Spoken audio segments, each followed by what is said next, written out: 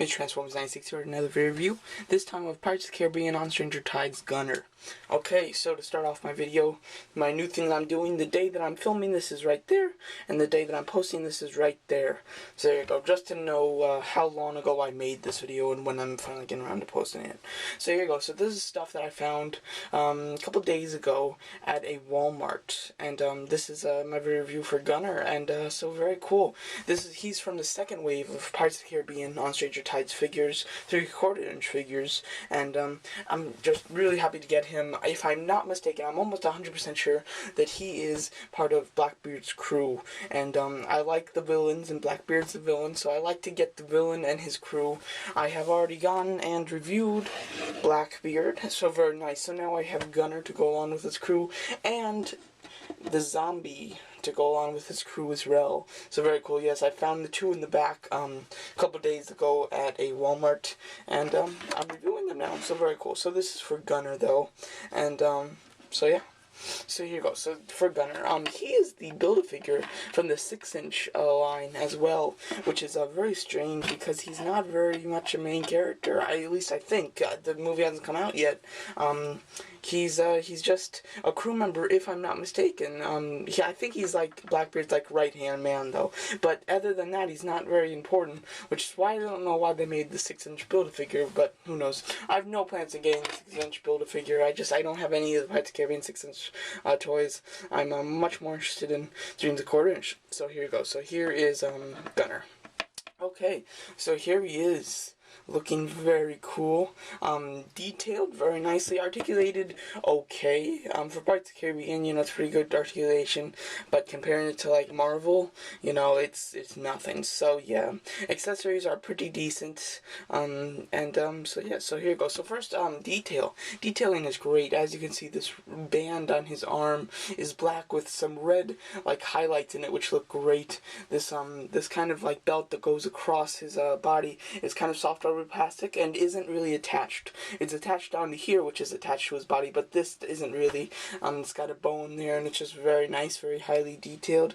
His face, a lot of detail. He's got an earring. He's got 2 earrings, so that's pretty neat. The belt has a lot of cool little nifty kind of little things like fishing hooks and stuff like that. He's got a little pouch right here, which is soft rubber plastic. He's got a case which can carry his sword. As you can see, he's got a little hook back there, and then a case which can carry his axe. So very cool. He kind of reminds me of the Hammerhead from Pirates of the Caribbean 2 and 3, which is Davy Jones's like right-hand crew member. His name's like Macus, something like that, and he was kind of like Blackbeard's right-hand man, and he also had an axe as his signature weapon. So was this guy. Oh, did I say Blackbeard just now? Well, anyway, Davy Jones, the Hammerhead was Davy Jones' right-hand man. Gunner is Blackbeard's right-hand man, but they're kind of the same. If I'm not mistaken, he could not even be his Blackbeard's crew. Since the movie hasn't come out, I'm not sure, but when it comes out, I'll definitely know. So anyway, so our detailing is very nice. We've done very well, and just great. Now articulation, he's got a swivel head, which is pretty decent, hindered at going to his right. It is hindered because of the belt. He's got a swivel shoulder, a hinge elbow, a swivel wrist, swivel waist, swivel thighs, or hinge thighs, hinge knees, and that is it. So no ankle, and poor articulation on shoulders and thighs. Yeah, the swivel head I can deal with, but the just swivel thighs are really annoying. Clone Wars does the same thing. I really don't like that. The swivel shoulders are something that really no other toy line does, which I hate that. You know, it's usually swivel it's a swivel hinge, you know, for the shoulder that allows it to go out. This not. So not too much posing you're gonna get around with them, which is a shame if you like to pose your figures, but what are you gonna do? Accessories are very nice looking. They're really good. So as I said, you can place the sword in the pouch and you can remove it. It's a bit hard to like maneuver it in there and taking it out because of just the way the toy's designed. It's kind of like weird and it gets stuck behind his arm and everything. But here's the sword, which is very nice. It's completely unique. I'm pretty sure that he's the only one that has this type of sword. Not 100% sure though, but I think. And it looks very nice. It's got a nice shape to it. He really does not hold it in his left hand at all. Yeah, it falls right out. His right hand, he holds it, but it does fall out, you know, like that. You can kind of wedge the little, the part of the handle right here into his first two fingers, which helps, but does not fix the problem. Still has the same thing. But it's just it's a shame because it was a really cool accessory, very nice sword and very unique, and for him to just barely hold it. He's holding it pretty good now. But after you fiddle with him for a little bit, it definitely fall out. So definitely that was a little bit of a shame. Now his axe, which is his signature weapon, and yeah, it's hard to get these things out. You have to like twist the body. Also does not fit in his left hand, and yeah, it only fits in his right hand, and it is loose, just like the other one, but it's pretty decent. It's better than the sword, but it kind of falls down after a while like that. Yeah, it's hard to keep it up like this. And although it looks nice, it's way too small for him. It really just doesn't look like an axe. It looks like something you'd find in the kitchen to beat meat with, you know. It's small. It's like a kitchen utensil and not really an axe. So don't know what was up with that, but that really doesn't look good. So accessories are pretty decent. They have a little bit of trouble standing in his arm, in his hand.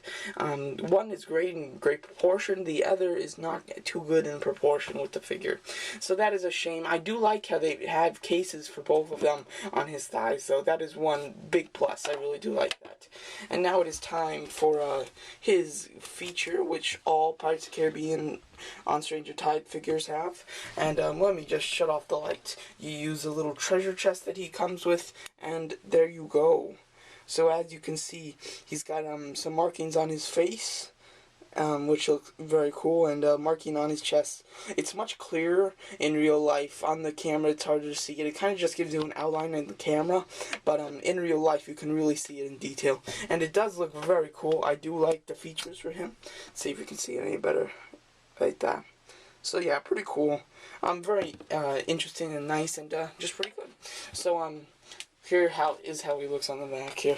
Pirates of the Caribbean Gunner. There it shows him like this. On the back, there's before and there's after. So yeah. Then there's some others. Apparently in this wave, this Jack Sparrow was from Wave 1, and so is Barbossa. The Queen Annie's Revenge Zombie and Gunner, which I have and I've shown you in this video, both come in the new wave, and an updated Blackbeard, which I totally forgot they made an updated Blackbeard. So when I went to buy these, I totally didn't look for the updated Blackbeard because I thought they were just all old ones. So next time I go, I'm gonna have to look. I probably won't get them. It will have to have some major differences and look pretty nice for me to get him, because I have the original. I really don't need two Blackbeards, so there's gonna have to be some major differences that make me want to buy the updated Blackbeard, or else I'm not gonna buy him.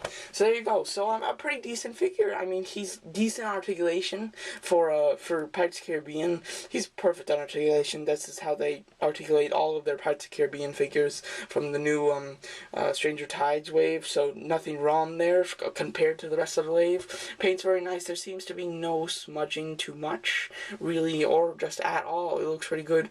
That feature is very cool, and the accessories are decent, have their flaws, but they're pretty decent. I like that you can put them on his belt. Last thing I forgot to show is the thing that does the light. So very cool. It's a treasure chest, and you can open it, and there's a bunch of gold. So very cool. I wasn't expecting it to open, but it does. So that was a nice feature. So there you go. So pretty decent. If you want to collect Blackbeard's crew, and I'm pretty sure that he's a part of his crew, I highly recommend it, because I love collecting the bad guy and his crew, just like I did with Davy Jones. Now I get to do it again with Blackbeard and his zombie crew. So very cool, and a very nice figure. Expect a review of the Annie's Revenge ship, or it's called something like that, zombie review, coming up soon, if not next. So there you go. Thanks for watching.